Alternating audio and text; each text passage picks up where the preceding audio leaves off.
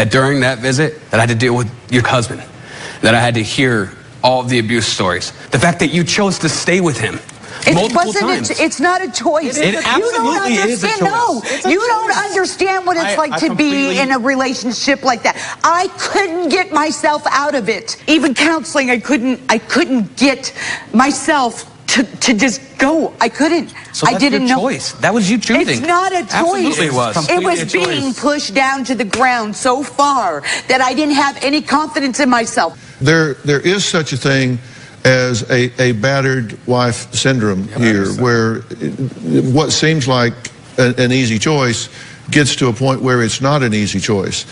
What they're talking about is when you do have a choice. What did you say to yourself when you realized your mother had picked up and chose to go to Maine and leave you behind? What did you say to yourself? I told myself she would be right back. There's no way she could be gone long. Like, you know, maybe it would be a vacation. Maybe she would realize who she's leaving behind. And I told myself that for years and years. But there was always that glimmer of hope that she would pop back, you know, that she would come. Like, oh, my mom couldn't do that because she was a good mom and she was there. She was the best, you know, she really was. And to go from that to just being, I couldn't wrap my mind around it. But it was devastating. Coming up, Sean says he's been told his mom is on her deathbed with many illnesses, including cancer. But find out why the boys think it just wasn't right.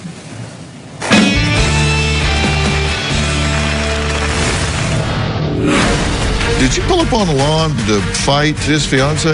I did not pull up on the lawn. Well, where did you pull up offering to fight? I pulled up in the parking lot, not to fight. Just wanted to give her a hug? I would consider my mom the queen of broken promises. One lie after another. One of my favorite catchphrases was "it's in the mail."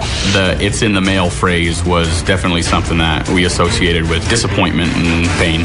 When you're a kid and every time you think, mom sent us a Christmas present or mom did it, and then there's nothing, not good. I'm not the same person.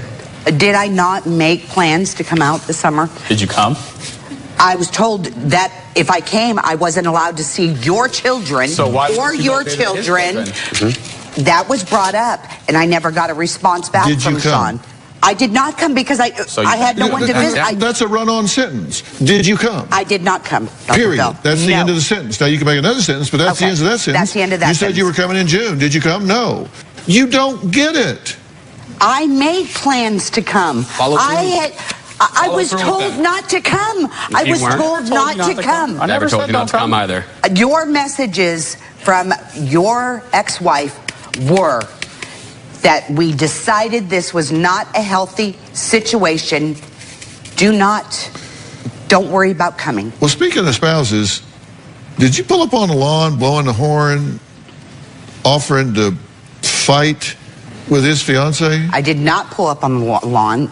I did not pull up on the lawn blowing a horn at all. Because where did you pull up offering to fight? I pulled up in the parking lot. Offering to fight my fiance? Not to fight. I said, if you have something to say, you need to come outside and say it to me. You're a liar. Instead of to her friends and on Facebook.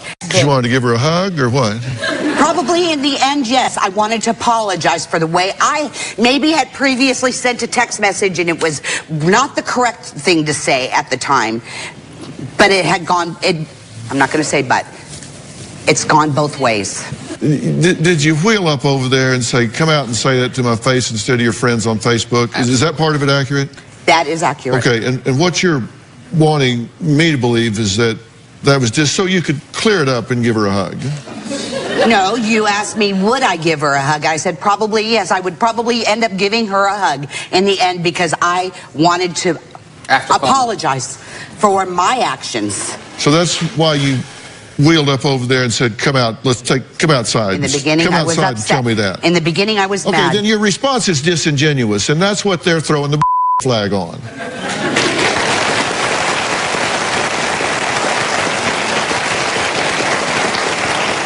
If you're trying to rebuild something here, then come on.